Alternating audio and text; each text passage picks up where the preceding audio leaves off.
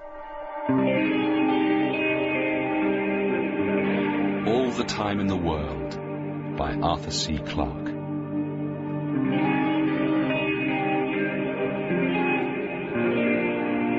When the quiet knock came on the door, Robert Ashton surveyed the room in one swift, automatic movement.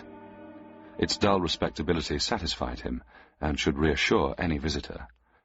Not that he had any reason to expect the police, but there was no point in taking chances.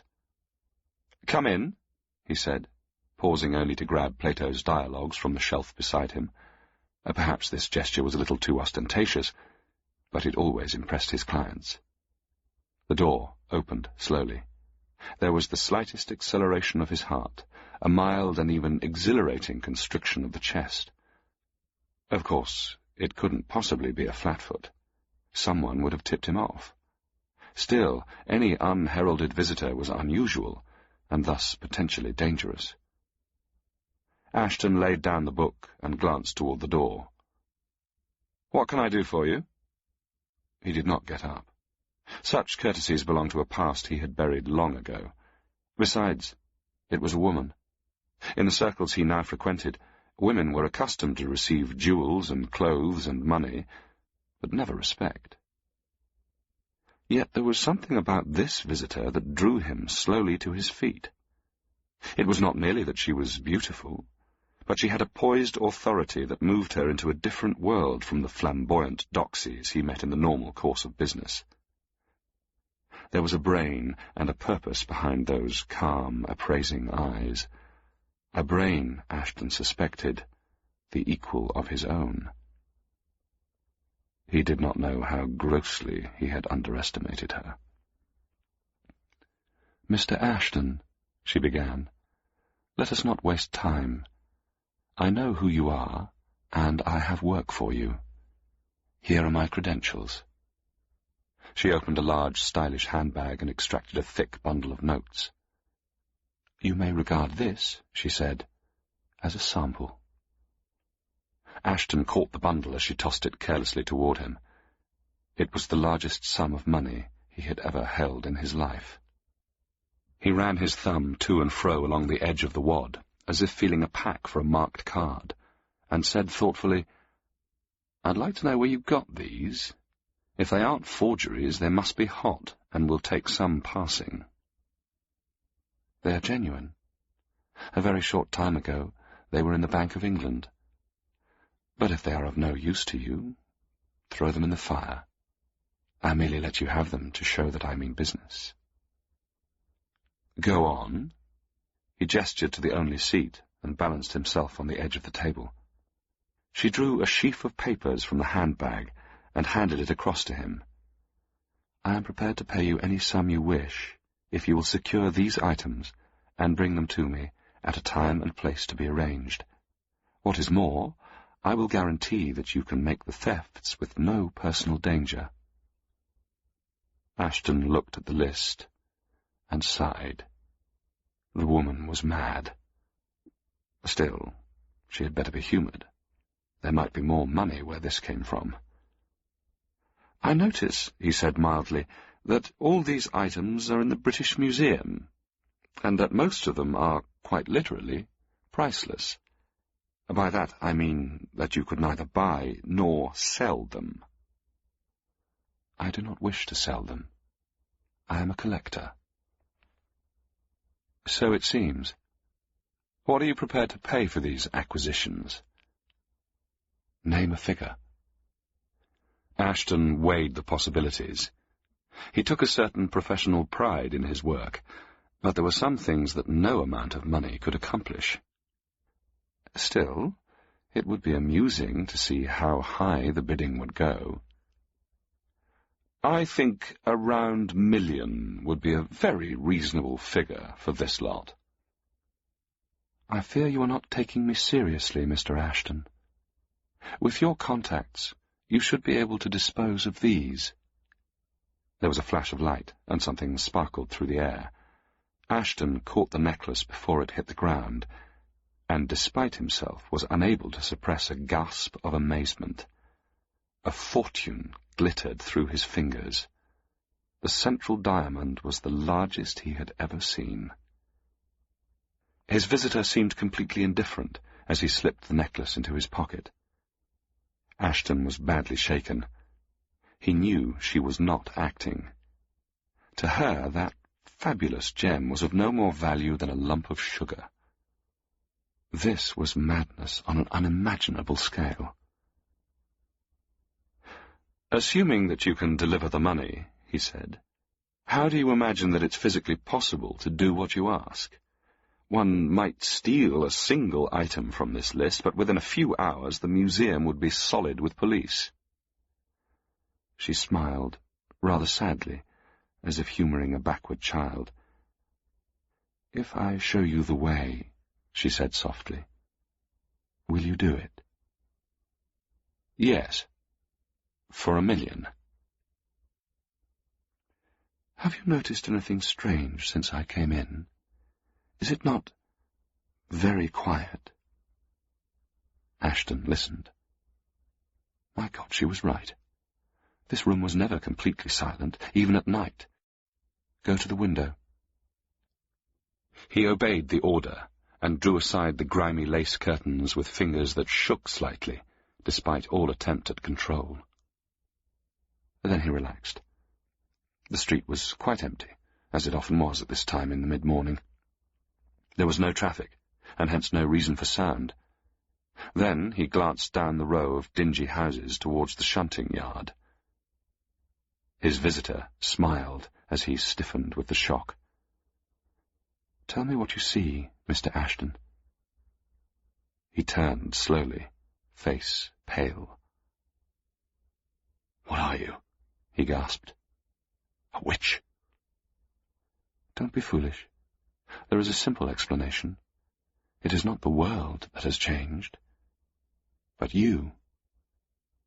Ashton stared again at that unbelievable shunting engine, the plume of steam frozen motionless above it, as if made from cotton wool.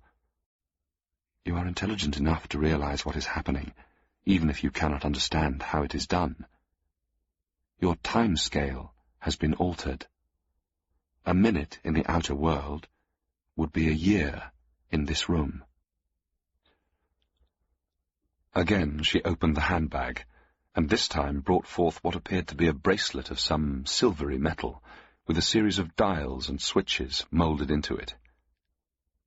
"You can call this a personal generator," she said. "With it strapped about your arm, you are invincible. You can come and go without hindrance. You can steal everything on that list and bring it to me before one of the guards in the museum has blinked an eyelid.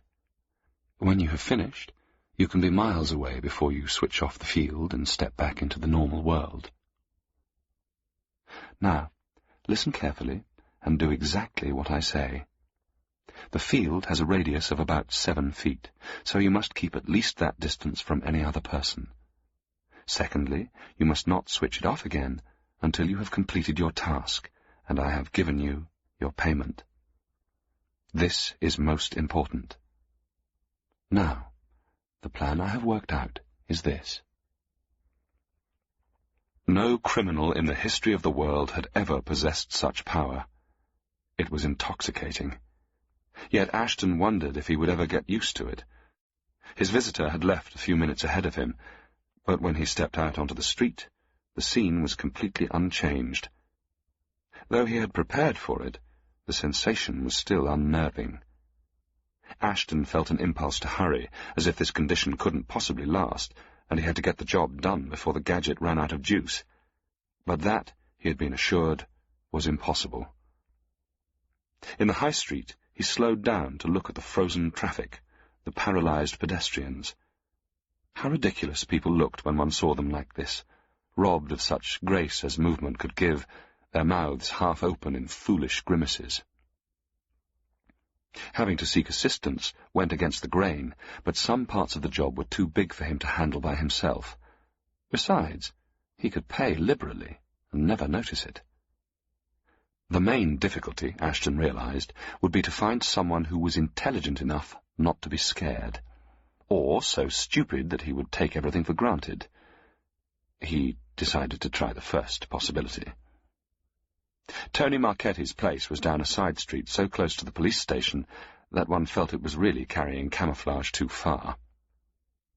The door of Tony's opened in his face as he approached. It was such a natural occurrence in a world where nothing was normal that it was a moment before Ashton realized its implications. Had his generator failed?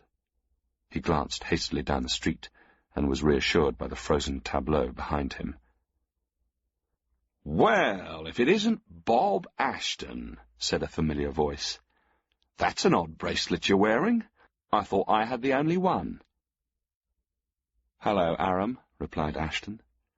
"It looks as if there's a lot going on that neither of us knows about. Have you signed up Tony, or is he still free?" "Sorry, we've a little job which will keep him busy for a while." "Don't tell me. It's at the National Gallery, or the Tate." Aram Albenkian fingered his neat goatee. "Who told you that?" he asked. "No one. But, after all, you are the crookedest art dealer in the trade, and I'm beginning to guess what's going on. Did a tall, very good-looking brunette give you that bracelet and a shopping list?" "I don't see why I should tell you, but the answer's no. It was a man." Ashton felt a momentary surprise. Then he shrugged his shoulders. "I might have guessed there'd be more than one of them. I'd like to know who's behind it." "Have you any theories?" said Albenkian guardedly. Ashton decided that it would be worth risking some loss of information to test the other's reactions. "It's obvious they're not interested in money. They have all they want, and can get more with this gadget.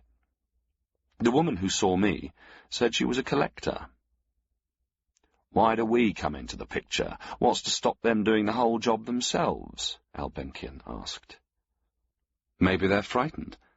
Or perhaps they want our, specialized knowledge.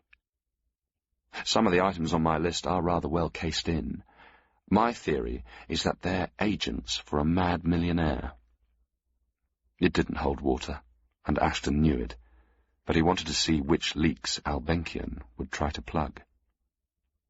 "My dear Ashton," said the other impatiently, holding up his wrist, "how do you explain this little thing? I know nothing about science, but even I can tell that it's beyond the wildest dreams of our technologies. There's only one conclusion to be drawn from that." "Go on." "These people are from somewhere else. Our world is being systematically looted of its treasures. You know all this stuff you read about, rockets and spaceships? Well, someone else has done it first." Ashton didn't laugh. The theory was no more fantastic than the facts. "Whoever they are," he said, "they seem to know their way around pretty well. I wonder how many teams they've got. Perhaps the Louvre and the Prado are being reconnoitred at this very minute. The world's going to have a shock before the day is out." They parted amicably enough. For a fleeting moment, Ashton thought of trying to buy over Tony, but there was no point in antagonizing Albenkian. Steve Regan would have to do. That meant walking about a mile, since, of course, any form of transport was impossible. He would die of old age before a bus completed the journey. It astonished Ashton that even such a fool as Steve could take the accelerator so calmly. There was something to be said, after all, for the comic strips which were probably his only reading. After a few words of grossly simplified explanation, Steve buckled on the spare wristlet, which, rather to Ashton's surprise, his visitor had handed over without comment. Then they set out on their long walk to the museum. Ashton, or his client, had thought of everything. They stopped once at a park bench to enjoy some sandwiches and regain their breath. When, at last, they reached the museum, neither felt any the worse for the unaccustomed exercise. They walked together through the gates, unable, despite logic, to avoid speaking in whispers, and up the wide stone steps into the entrance hall. Ashton knew his way perfectly. With whimsical humour, he displayed his reading-room ticket as they walked, at a respectful distance, past the statuesque attendants. It was a straightforward but tedious job collecting the books that had been listed. They had been chosen, it seemed, for their beauty as works of art, as much as for their literary content. The selection had been done by someone who knew his job. Had they done it themselves, Ashton wondered? Or had they bribed other experts as they were bribing him? He wondered if he would ever glimpse the full ramifications of their plot. There was a considerable amount of panel smashing to be done, but Ashton was careful not to damage any books, even the unwanted ones. Whenever he had collected enough volumes to make a comfortable load, Steve carried them out into the courtyard and dumped them on the paving stones until a small pyramid had accumulated. They were in the library for 2 hours of their time and paused for another snack before passing on to the next job. On the way, Ashton stopped for a little private business. There was a tinkle of glass as the tiny case, standing in solitary splendour, yielded up its treasure. Then the manuscript of Alice was safely tucked into Ashton's pocket. Among the antiquities, he was not quite so much at home. There were a few examples to be taken from every gallery, and sometimes it was hard to see the reasons for the choice. It was as if, and again he remembered Albankian's words, these works of art had been selected by someone with totally alien standards. For the second time in history, the case of the Portland vase was shattered. In 5 seconds, thought Ashton, the alarms would be going all over the museum, and the whole building would be in an uproar.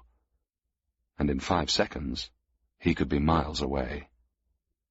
It was an intoxicating thought, and as he worked swiftly to complete his contract, he began to regret the price he had asked. Even now, it was not too late. He felt the quiet satisfaction of the good workman as he watched Steve carry the great silver tray of the Mildenhall treasure out into the courtyard and place it beside the now impressive pile. "That's the lot," he said. "I'll settle up at my place this evening. Now, let's get this gadget off you." They walked out into High Holborn and chose a secluded side street that had no pedestrians near it.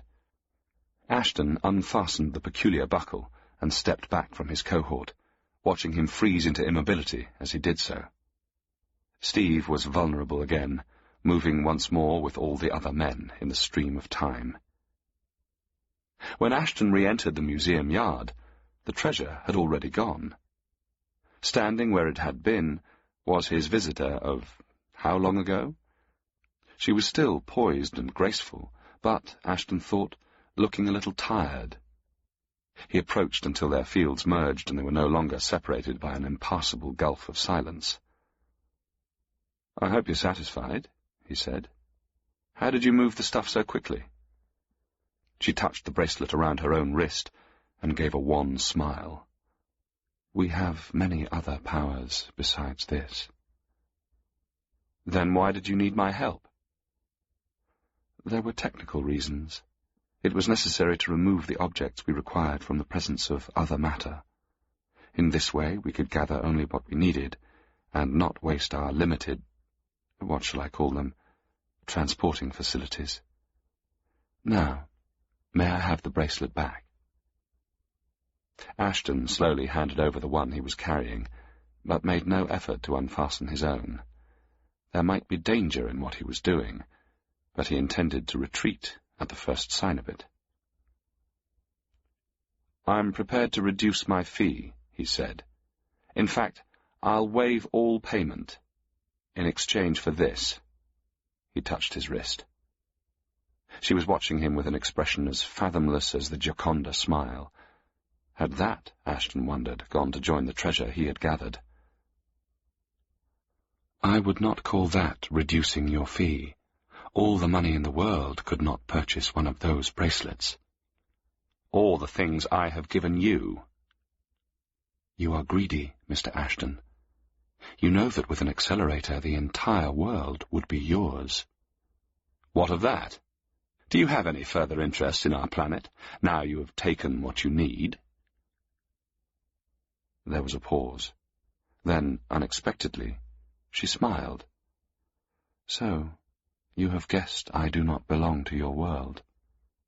"Yes, and I know that you have other agents besides myself. Do you come from Mars, or won't you tell me?" "I am quite willing to tell you. But you may not thank me if I do. Ashton looked at her warily. What did she mean by that? No, I am not from Mars, or any planet of which you have ever heard. You would not understand what I am. Yet I will tell you this. I am from the future. The future? That's ridiculous. Indeed. I should be interested to know why. If that sort of thing were possible, our past history would be full of time travelers. Besides, going into the past could change the present and produce all sorts of paradoxes. Those are good points, though not perhaps as original as you suppose. But they only refute the possibility of time travel in general, not in the very special case which concerns us now. What is peculiar about it? He asked. On very rare occasions, and by the release of an enormous amount of energy, it is possible to produce a singularity in time. During the fraction of a second when that singularity occurs, the past becomes accessible to the future, though only in a restricted way. We can send our minds back to you, but not our bodies. You mean, said Ashton, that you are borrowing the body I see? Oh, I have paid for it, as I am paying you. The owner has agreed to the terms. We are very conscientious in these matters. Ashton was thinking swiftly. If this story was true, it gave him a definite advantage. You mean, he continued, that you have no direct control over matter and must work through human agents? Yes. Even those bracelets were made here under our mental control. She was explaining too much too readily, revealing all her weaknesses. A warning signal was flashing in the back of Ashton's mind, but he had committed himself too deeply to retreat. Then, it seems to me, he said slowly, that you cannot force me to hand this bracelet back. That is perfectly true. That's all I want to know. She was smiling at him now, and there was something in that smile that chilled him to the marrow. We are not vindictive, Mr. Ashton, she said quietly. What I am going to do now appeals to my sense of justice. You have asked for that bracelet. You can keep it. Now I shall tell you just how useful it will be. For a moment Ashton had a wild impulse to hand back the accelerator. She must have guessed his thoughts. No, it's too late. I insist that you keep it. And I can reassure you on one point. It won't wear out.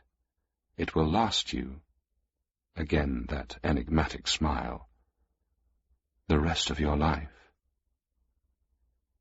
Do you mind if we go for a walk, Mr. Ashton? I would like to have a last glimpse of your world before I leave it forever. She turned toward the iron gates and did not wait for a reply.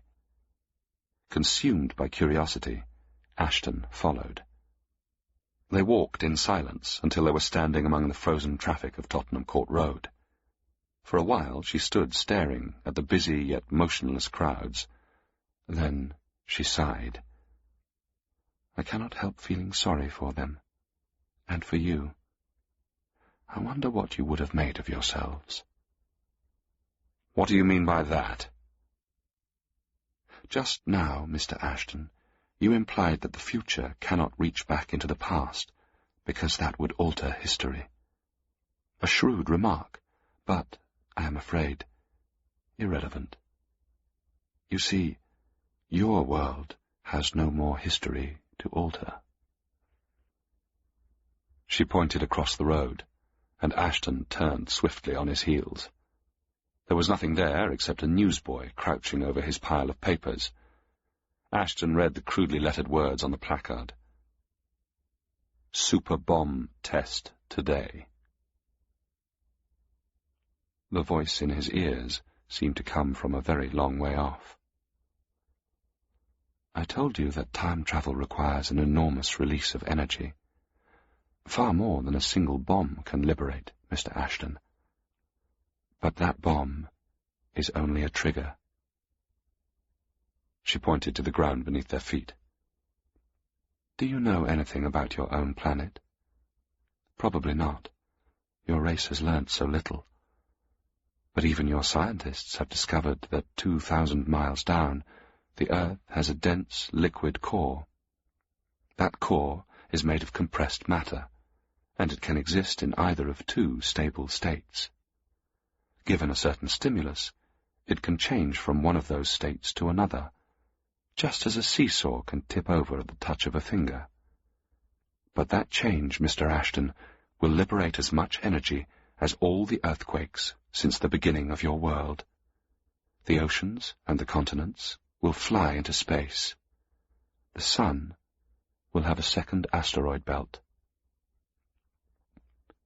That cataclysm will send its echoes down the ages, and will open up to us a fraction of a second in your time. During that instant, we are trying to save what we can of your world's treasures. It is all that we can do. Even if your motives were purely selfish and completely dishonest, you have done your race a service you never intended. And now I must return to our ship, where it waits by the ruins of Earth, almost 100,000 years from now. You can keep the bracelet. The withdrawal was instantaneous. The woman suddenly froze and became one with the other statues in the silent street. He was alone. Alone. Ashton held the gleaming bracelet up before his eyes.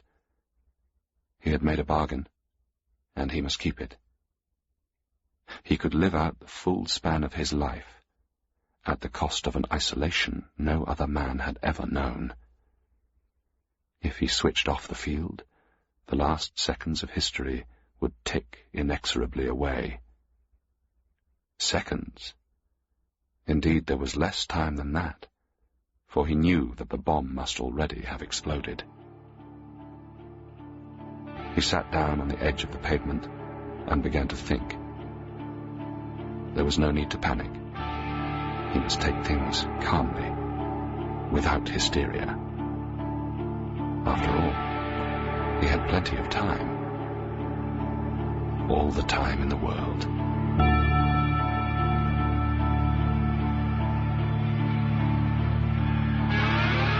All the Time in the World by Arthur C. Clarke was read by Nicholas Bolton. It was abridged and produced by Gemma Jenkins.